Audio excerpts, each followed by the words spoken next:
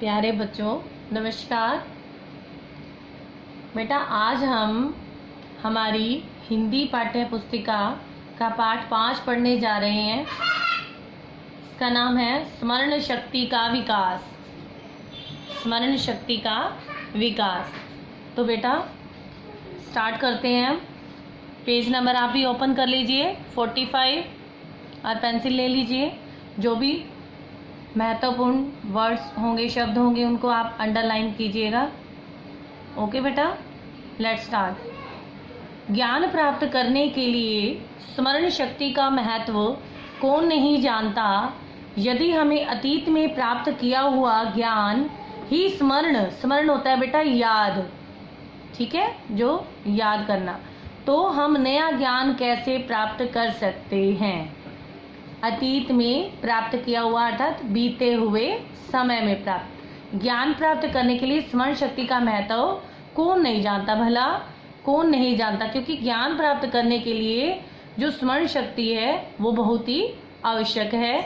और जो हमने अतीत में अर्थात बीते हुए समय में ज्ञान प्राप्त किया हुआ है वो ही अगर हमें याद नहीं रहता तो हम नया ज्ञान कैसे प्राप्त कर सकते हैं।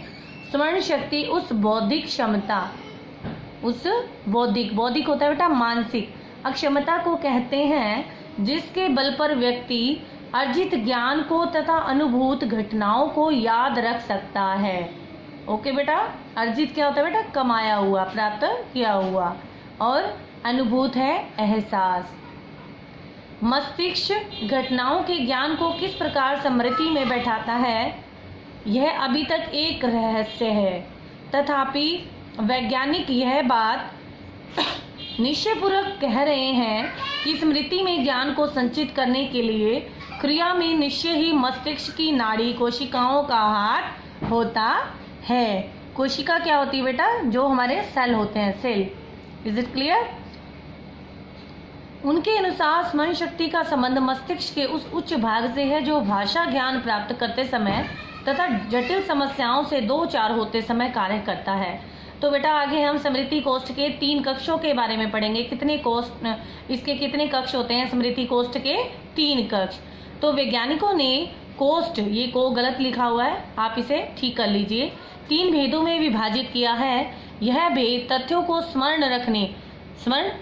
याद रखने की समय अवधि, कितनी अवधि में, मतलब कितने समय में हम उसे याद कर पाते हैं, पर आधारित है। ये तीनों भेद हैं ज्ञानेंद्रिय परक स्मरण शक्ति, लघुकालीन स्मरण शक्ति, और तीसरा है बेटा दीर्घकालीन स्मरण शक्ति। सबसे पहले बेटा इन तीनों प्रकार की स्मरण शक्तियों के लिए मस्तिष्क के स्मृति कोष्ठ में अलग अलग भाग बने हुए हैं जो यहाँ दी गई व्याख्या के अनुसार कार्य करते हैं। सबसे पहले बेटा हम स्मृति कोष्ठ के ज्ञानेंद्रिय परक स्मरण शक्ति के बारे में पढ़ेंगे। स्मृति कोष्ठ के ज्ञानेंद्रिय परक स्मृति में कक्ष होता है बेटा कमरा। स्मृति जो हमारी याद करने का जो स्मृति कक्ष है, केवल क्षण भर के लिए, मतलब कुछ समय के लिए ही हम तथ्यों को याद रख सकते हैं, अर्थात तथ्यों को याद रखने की क्षमता होती है। जब आप एक पर्वत को देखते हैं तो आंखों द्वारा पर्वत के विषय में ग्रहण की गई सूचना स्मृति कोष्ठ के ज्ञानेंद्रिय परक कक्ष तक आती है तथा क्षण भर में इसकी स्मृति फीकी पड़ जाती है। यदि इस सूचना को याद रखना हो तो इसे प्रयत्न करके लघुकालीन स्मृति कक्ष में भेजना पड़ता है, अन्यथा यह स्मृति से निकल जाती है। ठीक है बेटा, तो क्या होता है, नहीं तो यह स्मृति से निकल जाती है, जो हमारे मस्तिष्क में बैठी हुई होती है वो निकल जाती है। आगे पढ़ेंगे बेटा।